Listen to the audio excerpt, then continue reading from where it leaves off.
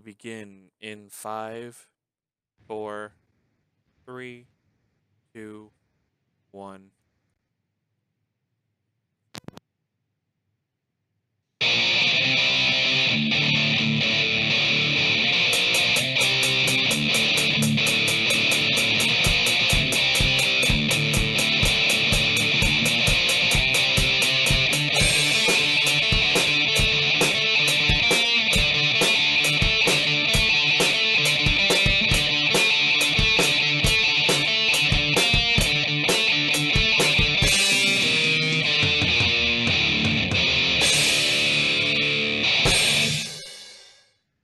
Yes. Welcome to our second and final review of the week for Fragments of Silicon. This time we are reviewing Sphinx and the Cursed Mummy HD. Right. So, where to start with this one? In the beginning, there was a game for the PS2. Well, it's a bit more than that because we kind of have to go all the way back to what the gaming landscape looked like in the year 2003. In which mascot platformers were the new hotness? Not the new hotness. Okay, were the hotness. Yeah, I'm like, keep in mind that they were the new hotness in the mid to late 90s, you know, when the N64 and the PlayStation came about, and, you know, Crash Bandicoot, Mario 64, all that. Yeah, this is actually, I guess it would probably be fair to say it was the waning hotness. Thereabouts, actually, especially like in 2003. This is when these mascot platformers were starting to not sell and vanish, and, you know, were being co-opted by the likes of Grand Theft Auto.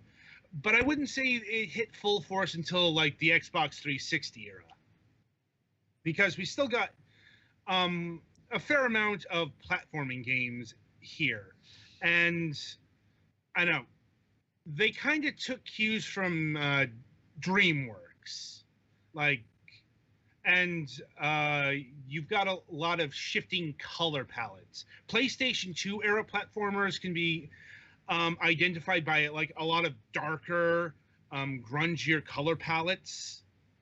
Because they had, you know, we can do good textures now, kind of. Right. And it's also the whole real is brown thing. Now, in the case of Sphinx and the Cursed Mummy here, it makes sense because this is a game that takes place in, let's say, ancient Egypt, the carnival ride. yeah, ancient Egypt, enormous quotation marks on anything implying historical accuracy, because I don't think ancient Egypt had this many lava rivers. Yeah. It's like this is a very pop culture idea of what ancient Egypt looks like. Mm-hmm. You know, like, and starring a rejected DreamWorks character. Yeah. I think we remarked in one of the live streams that this is just one of the smuggest bastards you will ever control. Look at this face. He looks like DreamWorks said no. Yeah, his kind of barely lion nose makes it more obvious. It's not super obvious, but yeah, Sphinx is a lion guy. Yeah, I mean, he has an actual tail and a sort of lionish nose. Mm-hmm. Though it should be noted that riddles do not play a part in anything. He's just a lion boy. Unless the riddle is, what do I do here? And the answer is hit it with sword. Right. Yeah.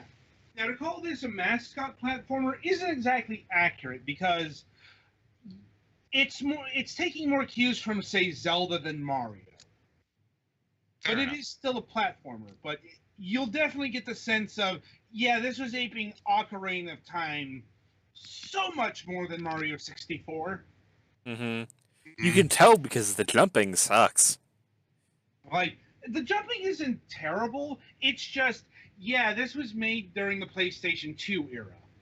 And so this game has some PlayStation 2 problems. Such as they didn't have actual physics, so when you throw things, it just kind of goes in a general arcish direction that God, I wish there was something I could throw looks here. Like gravity isn't working properly in the area. It's like, yeah, it's hilarious every time I see it. It's like, oh yeah, this is what rock physics were in ye olden times. Like, olden times. It's like there are certain things I'm glad we've moved past. Mm-hmm.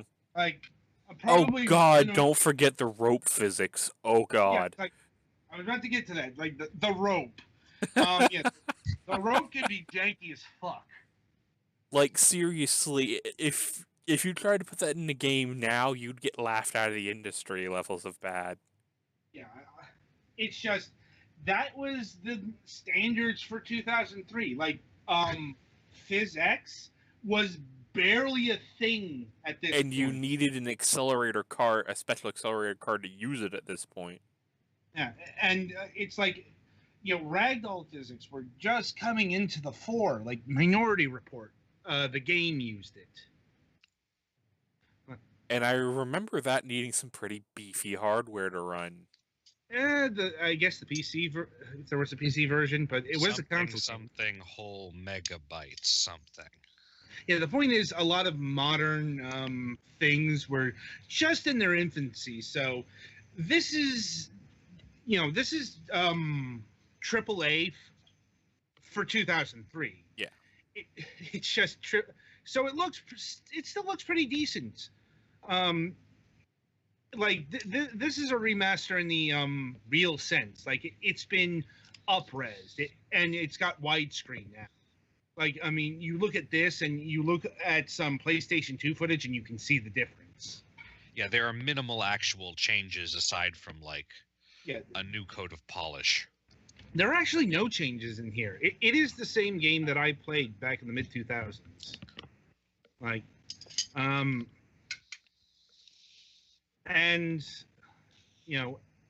it's unfortunate that Sphinx didn't do better, because it is honestly one of the best, I suppose, B-grade platformers or something like that. The not Jacks and Daxters and Ratchet and Clanks and Marios of the world. Mm-hmm. Like, I mean, it's certainly a lot better than, say, Sapper. Like, oh God, you had to bring that up. Yeah, I would say this is probably like at least Jack and Daxter caliber game. Mm-hmm. And it's just, we haven't even gotten to the best part of the game in the footage. Namely the other main character. Right, that whole cursed mummy deal. I'm like, it's not Sphinx versus the cursed mummy, it's Sphinx and the cursed mummy. Yeah, and for those who missed the previous footage, the cursed mummy is King Tut, because of course it would be. Yes, his upgraded historical character to fictional, Well, it's because if you want to talk about a Egyptian pharaoh, who do most people know?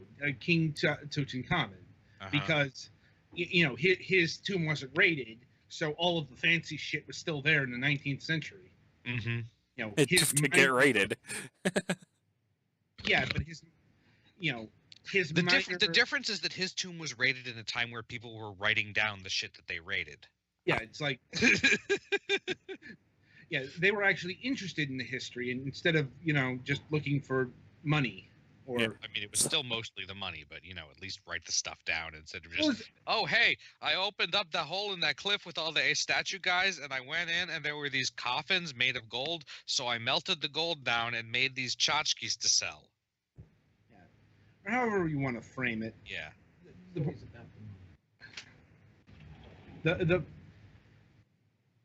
It wasn't so much about the money as it was the prestige. Yeah. Back then. But we're getting into a whole different kettle of fish. Yeah, actual Egyptian archaeology stuff is a complicated subject. Yeah, I mean, they weren't really concerned about grave robbing then. No. Yeah, to say the least.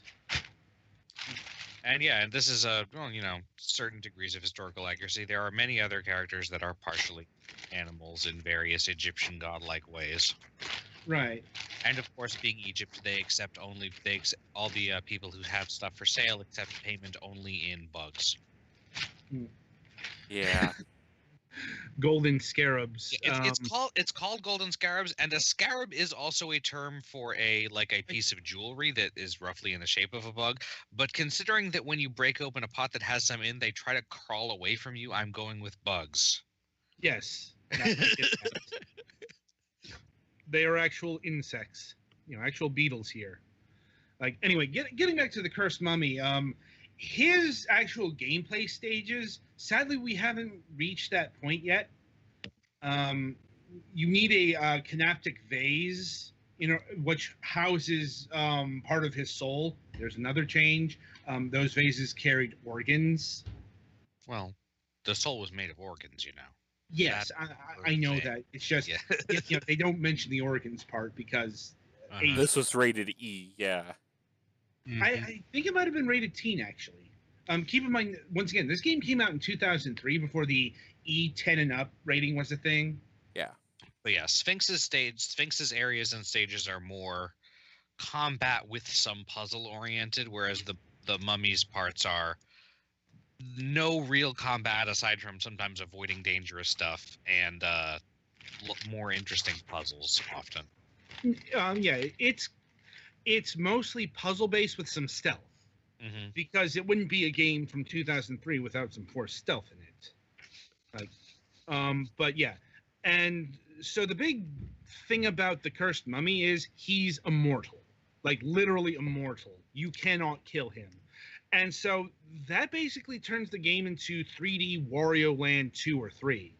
And for those who haven't played those games, those are games where Wario could not be killed, and in fact, if he got hit with something, he'd take on those powers.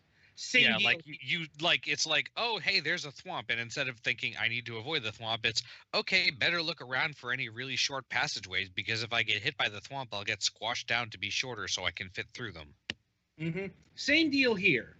If you get electrocuted, you have an electric current that runs through you. If you get set on fire, you are on fire.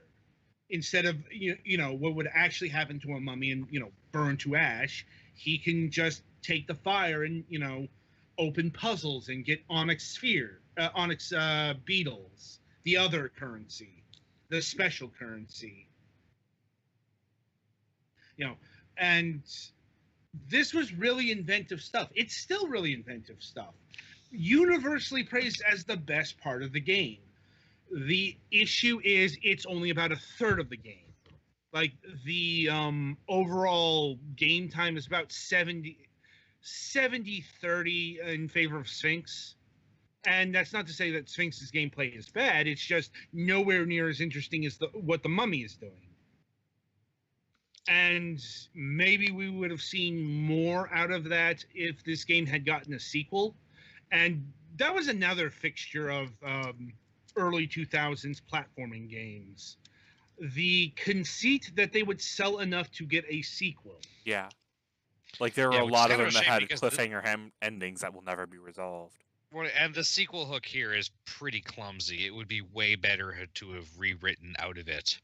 Because basically you solve the problem and then the Mummy fucks it up at the last second. And, oh, well, maybe we'll have a sequel where we can fix that. Yeah, it's not beyond good and evil levels of frustration, but it...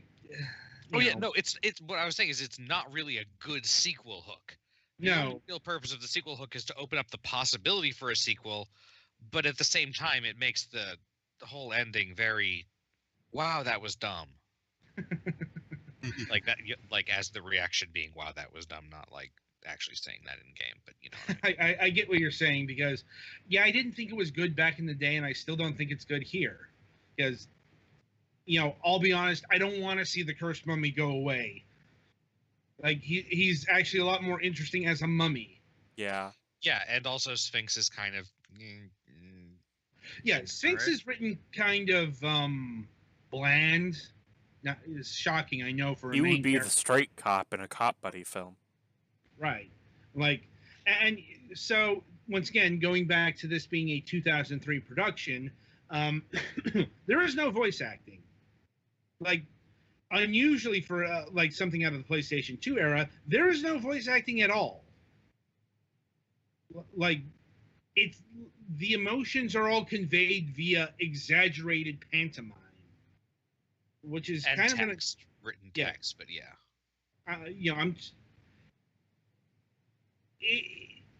It's not something you saw a lot in this era. Like I can't say it's done the best because another game from that year did it leagues better, and that's Wind Waker. Like if you want to actually talk about getting things across via expression, that game was Still, they tried and did not completely fail, so that's good. Yeah, like it's just I don't think the production values were quite there yet to do what they were trying to do here. And ironically, now you wouldn't do something like this because you would expect even a game of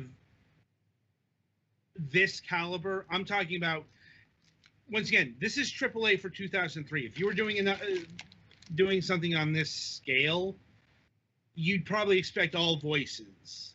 Like even Nintendo's pretty much getting into that outside of their main characters. I'm looking at you, Link. Why the fuck is Link talking? Okay, he's not talking. he still hasn't gotten that far. I'm pretty sure there would be riots in the street if Link starts talking.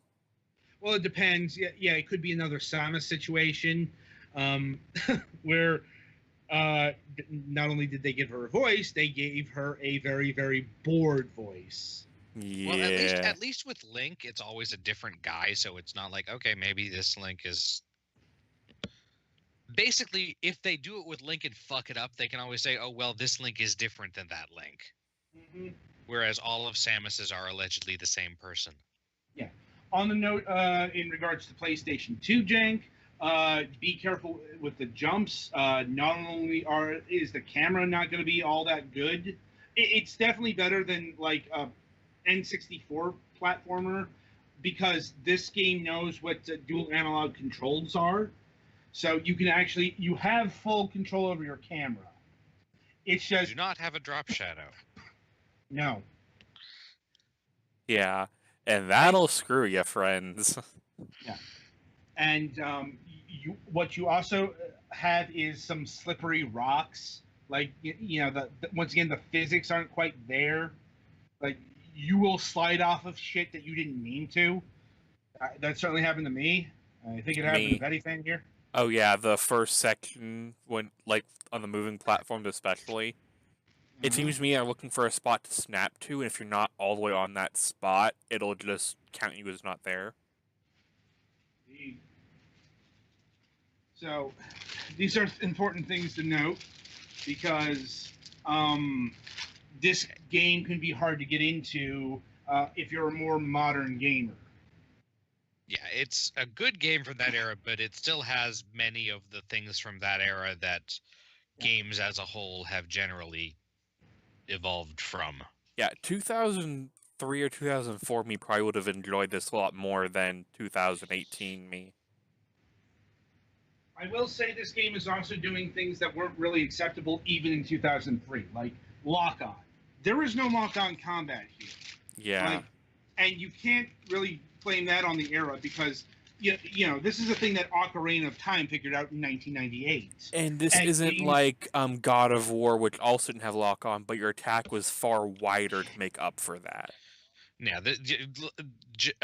Sphinx's attack routine is pretty similar to Link's, like minus the spin attack, although plus this thing where you can jump up and jab your sword in a wall or something.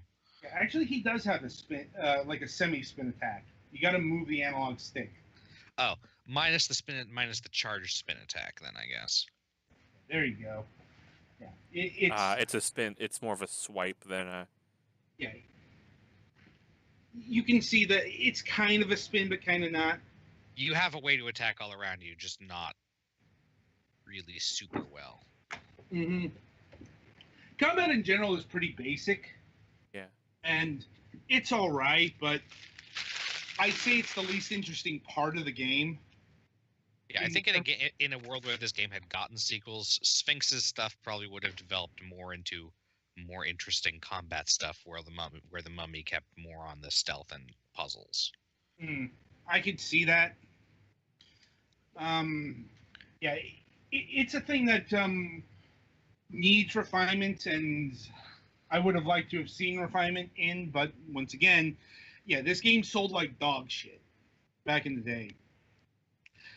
To wit, I believe I paid as much as I did both times for this game, not accounting for inflation, of course, but I'm talking in terms of pure dollar amounts. I think I picked this up for the GameCube for $10, and it's going for about $10 now. And when you get a game that cheap from like GameStop, even back in say 2005, that means the game didn't do well. And yeah, you don't get that kind of discount on a game that's like even today, that's still kind of used as a measuring stick of, box office success or failure. If you can pick up a game like a big name publisher game for not a lot of money, and they're not and if that's not a regular occurrence, yeah, that means that game failed. It's unfortunate, but like I said, there was just a glut of these games released during this time, and they all failed. And it's not just Sphinx and the Cursed Mummy. Like, who else remembers Hate and Call of the King? what? My point exactly. Yeah. I mean, I actually didn't hear you, but it didn't sound like anything I remembered. It's another one of it's another one of these really ambitious, platforming 3D platforming games that didn't go anywhere. Right, because that's where the stuff was, not where it was going. I mean, mind you, not every platforming franchise that was born in that generation failed. Like Tak and the Power of Juju, like that actually got like 3-4 games before it ceased. Before it ceased being a franchise. But my point is, there was more of this than there were more of that, and that is a reason why publishers started moving away from 3D platformers and 3D platforming type games, which is unfortunate. And it's only been really like this year that we've been really seeing a resurgence in 3D platformers. Like this year has been the best year for 3D platformers since the old days. I'm not even joking. Yeah, even including stuff like Ukulele. Yeah, I was about to say Ukulele might not have been good, but And when I say this year, I mean 2017 because this past year. But not just like Ukulele, Hat in Time, which we reviewed. All Super Mario Odyssey, Crash Bandicoot returning, Sonic the Hedgehog had a game. I wish that was better. One of them was quite good. Yes. But the one that was about to say the 3D one wasn't that great. Yeah. I mean, not as bad as everyone says, but not great. So and the point of order is we had a lot of new 3D platformers. We also had some 3D platformers return. Like I reviewed some of them. This is one of them.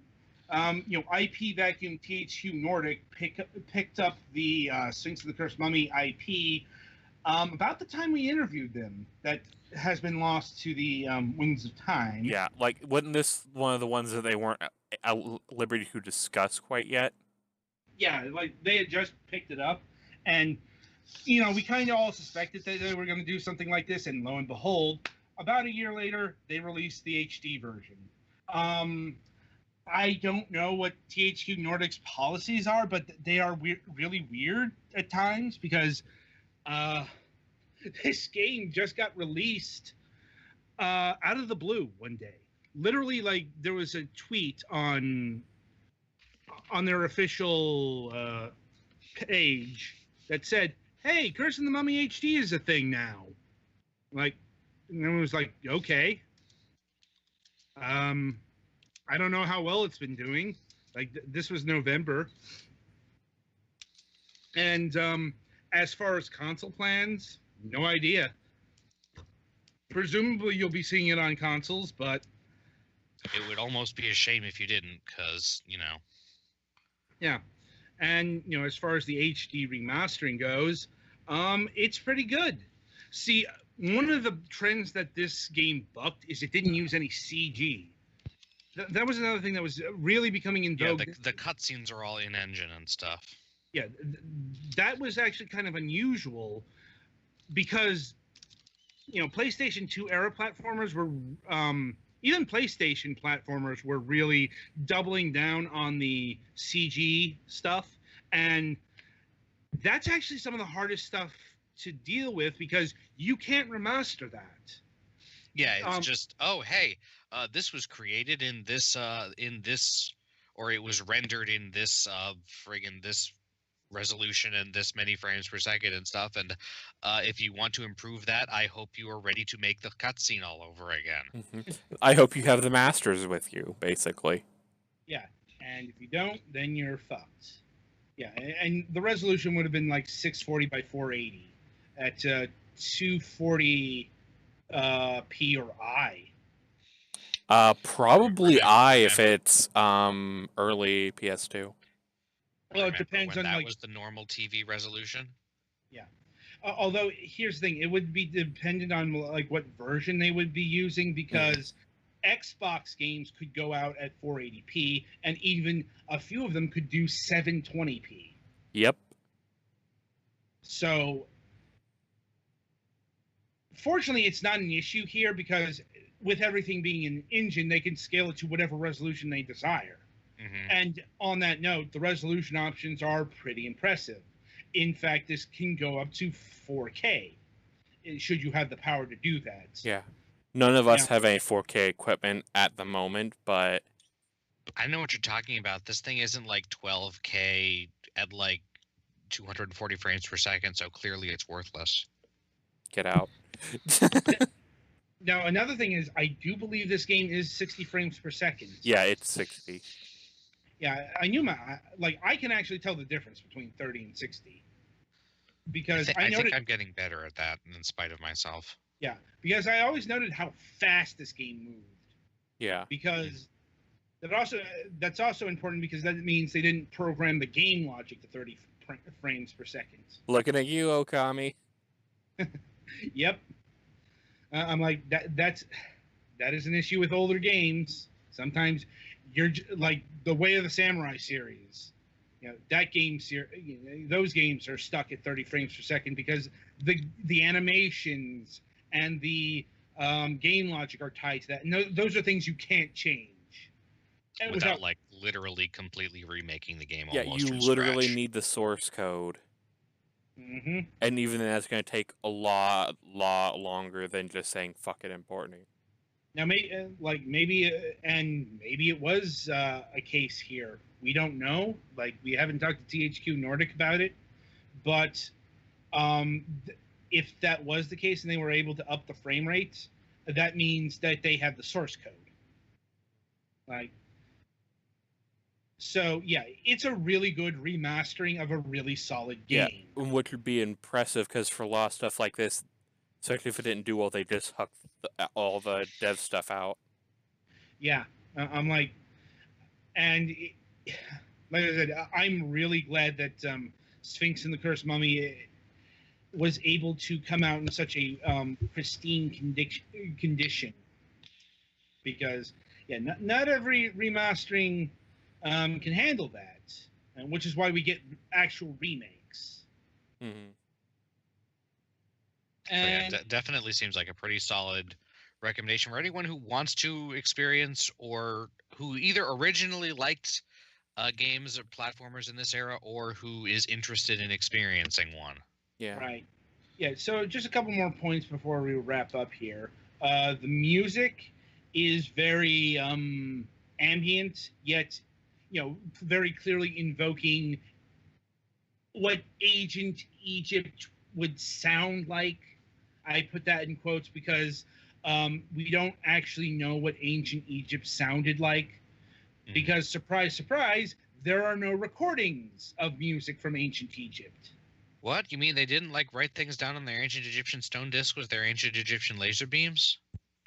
Well, it's like it's more. Even if they did, we don't have the instruments that they used. Right. No. Yeah. You know, and that's actually the case for most of music that has been created throughout the ages. Right. You know, Because harpsichords sound a certain way, and right. proto harpsichords sounded a certain other way.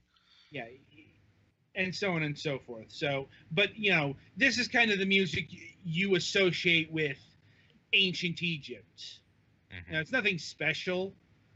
Although I do like the theme that plays when the mummy's on fire. That was always shockingly catchy. Like, but and you can get the soundtrack independent of the game.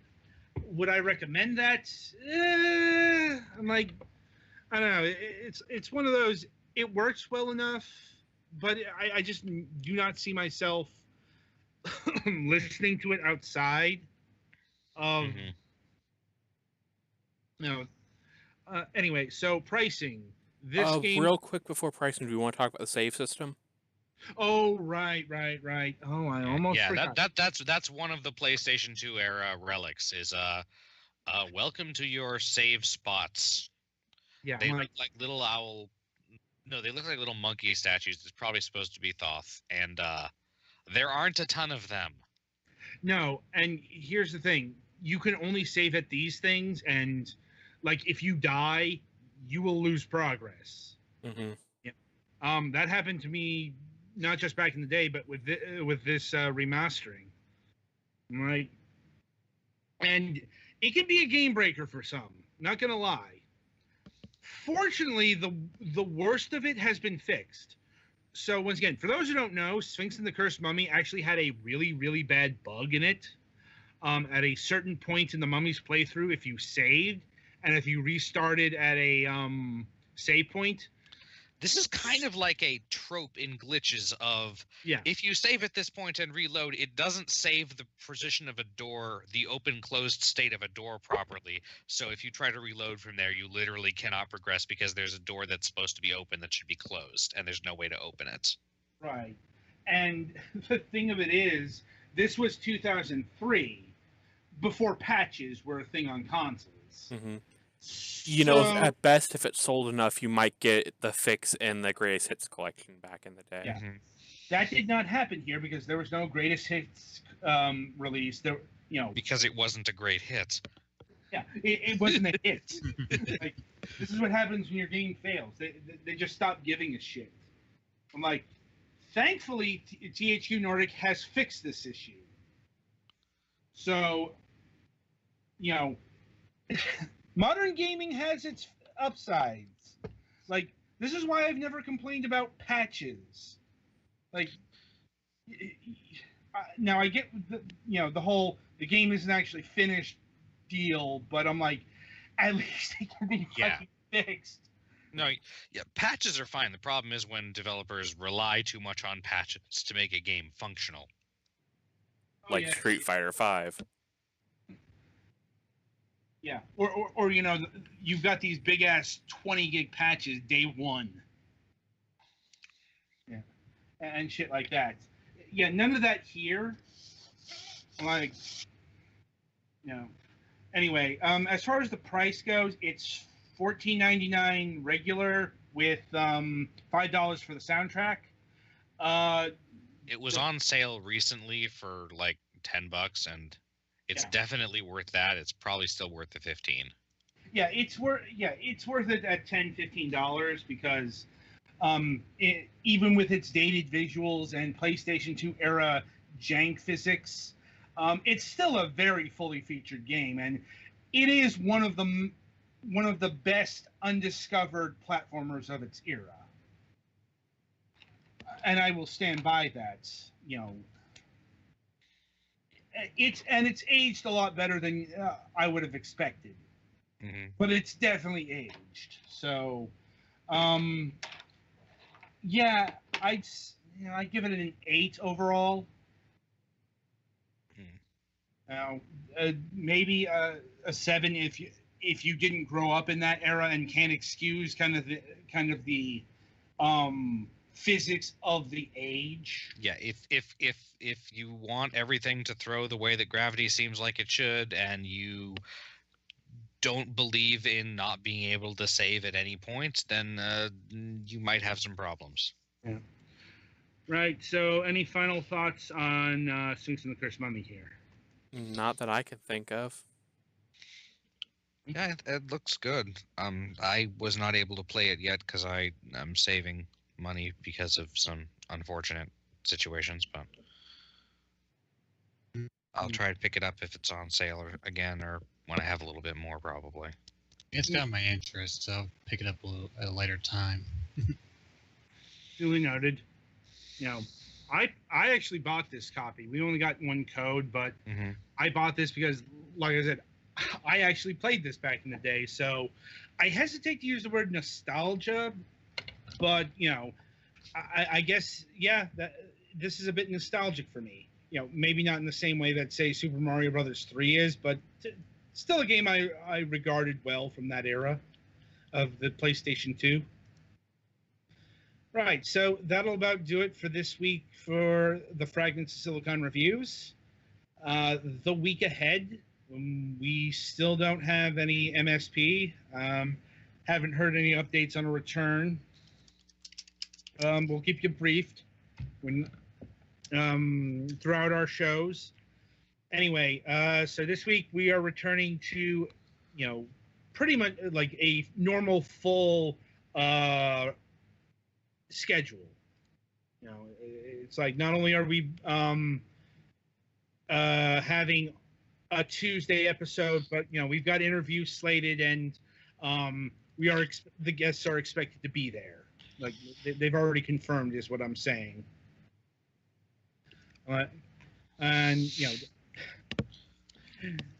know, it just takes a while to get back into the groove. After 2 weeks or so of a holiday, at any rate. So coming on Tuesday, January 9th, we have, once again, I'm not exactly sure how to pronounce this name, Fede Sarat of T2 Tech. They're Spanish, from Spain. And they recently completed the game Oh My Godheads, which is this really weird multiplayer game. Even watching footage on it, I'm not exactly sure what's going on here. Like, hopefully we can get some copies of the game. Like, and on January 10th, Wednesday, we will be having Eric Brody of Polynite Games. We're going to be talking about Inner Sphere. Not the movie, not the Martin Short movie. That apparently was a thing. But this is a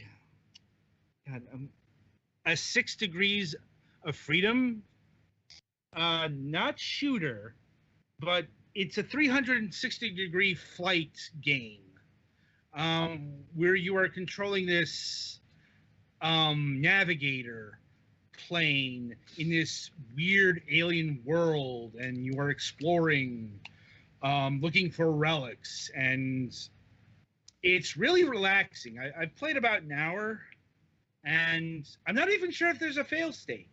It's a real, like, it kind of reminds me of Pilot Wings combined with Journey. Like, and I believe everybody here has a copy of the game, so you might want to check that out before Wednesday. Indeed, our reviews next week are going to be Inner Sphere, or Inner Space, and Omega Quintet. And until Tuesday, I wish you good gaming.